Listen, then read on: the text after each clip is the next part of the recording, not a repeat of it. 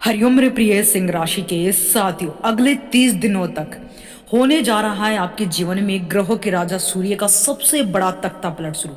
जी हाँ साथियों, 14 मार्च की रात्रि से लेकर 14 अप्रैल तक अगले 30 दिनों तक सूर्य मीन राशि में जाने वाले हैं। जी हाँ, जहां पर शनि के साथ दोनों पिता पुत्र शत्रु की जोड़ी बनेगी। ये रहस्यमय बदलाव बहुत ही घातक होने वाला है। जी हाँ, सूर्य आपके 8वें भाव में प्रवेश कर रहे हैं सिंह राशि।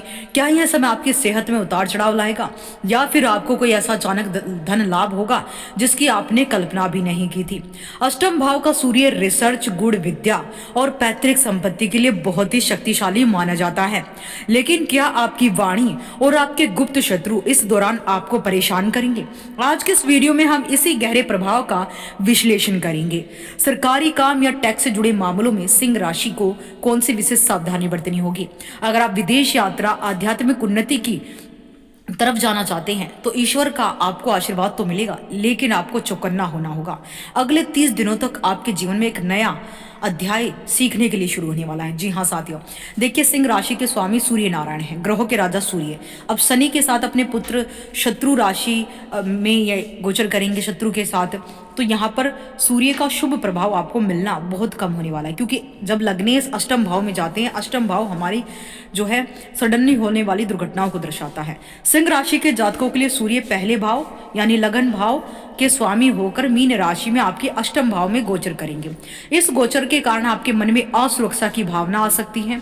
अगले 30 दिनों तक आपको बहुत ही आपके अंदर भय, डर की संभावना बढ़ सकती है। भाग्य का साथ थोड़ा कम मिल सकता है। कुछ मामलों में काम उल्टा भी हो सकता है, जिससे मन परेशान हो सकता है। करियर की बात करूं तो इस समय काम का दबाव ज्यादा ही ज्यादा बढ़ेगा। वरिष्ठ अधिकारियों से मतभेद या परेशानी हो सकती है, जिससे काम में मन नहीं लगेगा।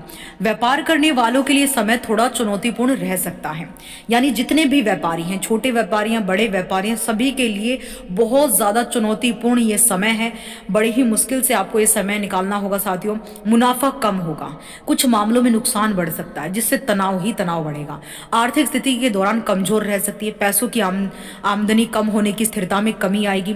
चिंता बनी रह सकती है। निजी जीवन में आपको अपने जीवन साथी के साथ शांत और संयमित रहना होगा। रिश्तों में मधुरता बनाए रखने के लिए धैर्य और समझदारी जरूरी है। स्वास्थ्य के मामले में आपको अपनी आंखों में जलन, दर्द की समस्या हो सकती है। यह इम्यूनिटी कमजोर होने की वजह से होगा, क्योंकि अष्टम भाव हमारी जो है हॉस्पिटलाइजेशन को, ब्लड इन्फेक्शन को, ससुराल पक्ष को, गुप्त विद्या, occult science, medical, engineer field के से संबंधित चीजों को दर्शाता है। ऐसे में ये सडनली दुर्घटनाएं भी कराता है और सडनली लाभ भी कराता है और घाटे भी करवाता है। तो आपके लिए महा उपाय, रोजाना आपको ब्रह्म मुहूर्त में उठकर सुबह कम से कम 5 बजे के करीब आपको आदित्य हृदय स्तोत्र का पाठ सुनना है अपने बिस्तर पर बैठकर।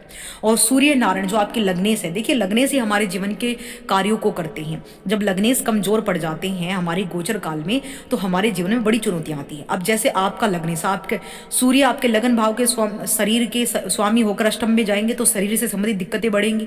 मानसिक चिंता, शारीरिक रोग बढ़ेंगे, धन की हानि होगी। तो ये सारी चीजें अगले 1 महीने तक सिंह राशि की लाइफ में होने वाली है। अगर आप सूर्य का शुभ फल प्राप्त करना चाहते हैं तो रोजाना शिवलिंग पर गुड़ युक्त जल जो है आप अर्पित करना शुरू कर दीजिए। जो है ओम नमः शिवाय बोलकर सूर्य को अर्घ देना शुरू कर दीजिए। सुबह 5 बजे उठकर आदित्य हृदय स्तोत्र का पाठ मानसिक रूप से शुद्ध होकर और सूर्य नारायण का ध्यान करते हुए इसे सुनिए बिस्तर पर बैठे बैठे।